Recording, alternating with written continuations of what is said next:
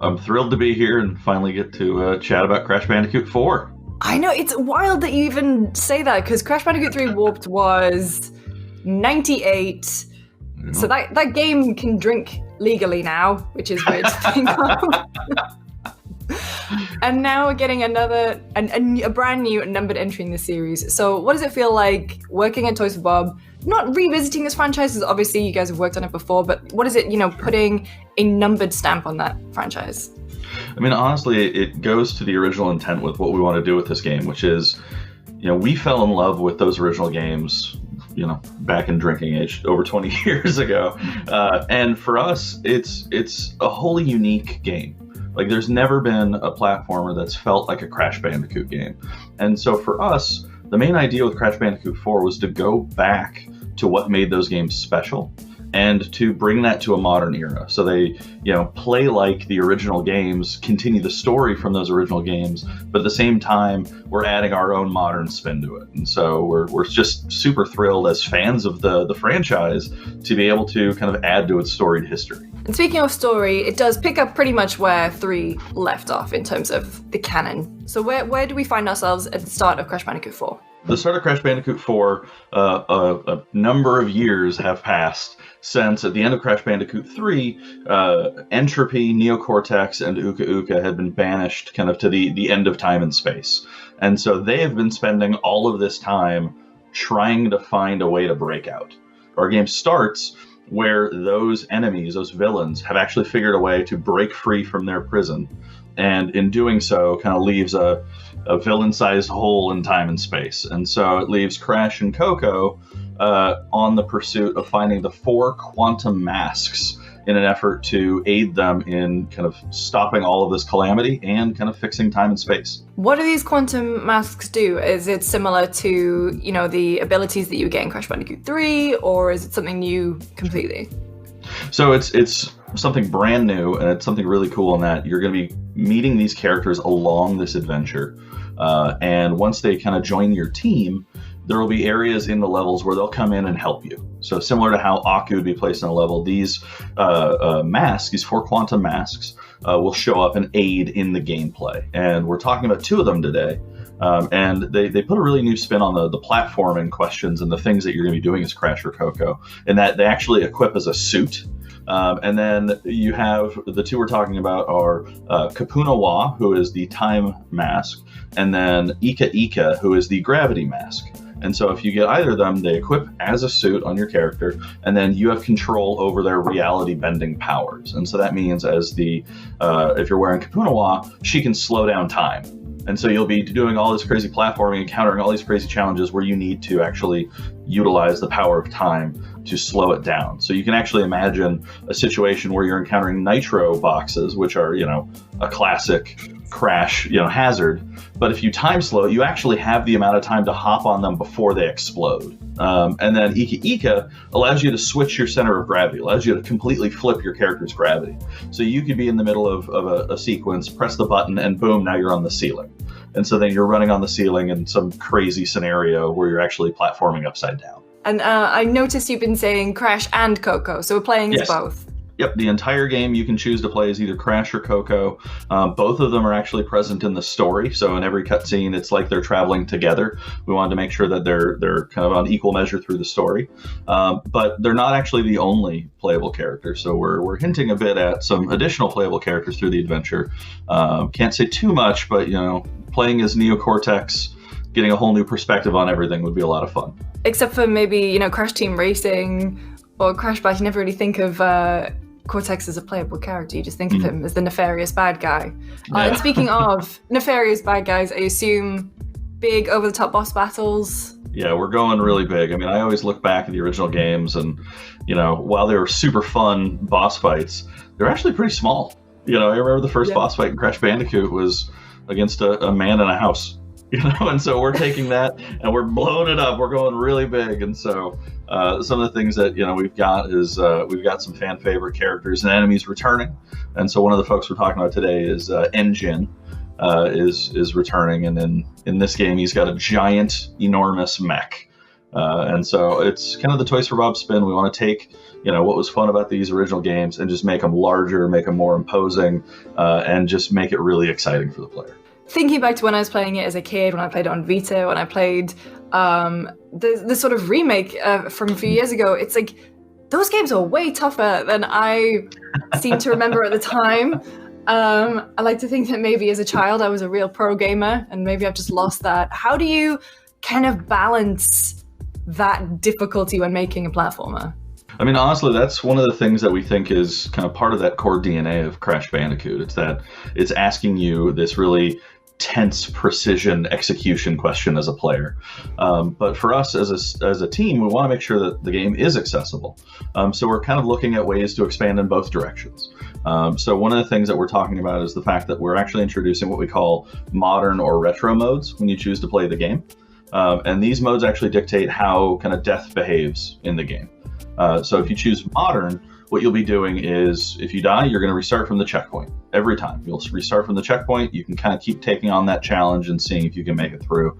But if you choose retro, you have lives. If you die, more than the number of lives you have, we're going to toss you a game over, and you're going to have to start from the beginning. But what that does is that actually changes how we treat Wumpa, because in the original games, Wumpa would give you lives. So we're doing that for retro mode, but for modern mode, what we're doing is we're actually tying that into kind of the collection and end of level rewards. So we're actually giving you an extra ask of trying to collect these Wumpa to get rewards. So is there going to be a set amount per level now? Yeah, so what we're doing is we're actually kind of doing both in a fun way. So in retro mode, it will actually continue to have that 100 gives you an extra life. But across both of them, for the collection mechanic, there is a fixed amount. So the way that it kind of works is that if you die, that grind of your extra life is still there, but you're still collecting a fixed number of Wumpa along the way. So I think once you get your hands on it, you'll be able to see. Gotcha. And how do you kind of balance making a game that is going to appeal to, the people who grew up with Crash Bandicoot, but also modernizing it for a brand new audience? Yeah, I mean, honestly, it's things like this modern and retro. It's quality of life improvements. It's making it so that way you have some right stick camera control while you're going through your adventure. We're still making it super accessible and being true to the original games by having, say, a game authored camera. So that way you're changing those fun perspectives and it feels like a Crash Bandicoot game. But we're adding additional things. We're also adding platforming tricks to Crash and Coco's moveset. So the ability to wall run, rope swing, rail grind. So just a number of different things that just make him or her feel really great to play. Is wall riding and all that in from the beginning, or are they unlockable as you get through the campaign? They're in from the beginning. It depends on the levels themselves, So obviously, if there's a rope to swing on, you can swing on the rope. How long has it been in development now?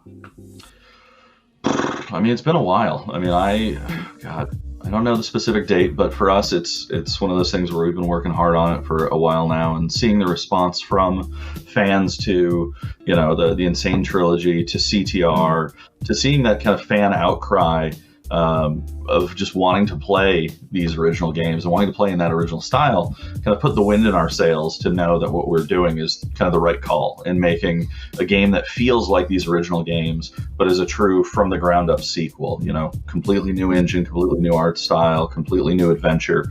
And it's something that we're just incredibly thrilled to be bringing to the fans. Crash has such an iconic look that, everyone knows. What's it like putting a new spin on that?